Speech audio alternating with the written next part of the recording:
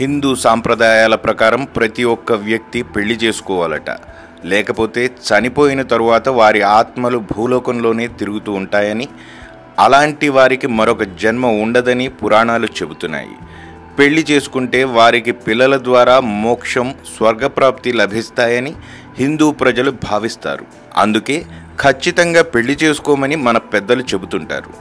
మరి పెళ్లి చేసుకోకుండా చనిపోతే అప్పుడు ఏం చేయాలి?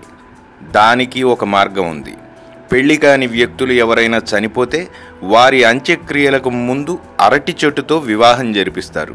అప్పుడు వీరి ఆత్మలకి కూడా మోక్షం కలిగి స్వర్గప్రాప్తి లభిస్తుందట. అయితే అరటి చెట్టుతోనే ఎందుకు పెళ్లి చేస్తారంటే, హిందువులు అరటి చెట్టుని వివాహాది శుభకార్యాలకు ఉపయోగిస్తుంటారు. దానిని ఎంతో పవిత్రంగా భావిస్తారు. అందువలన అరటి చెట్టుతో పెళ్లి చేసి ఆ తర్వాత దహన సంస్కారాలు నిర్వహిస్తారు.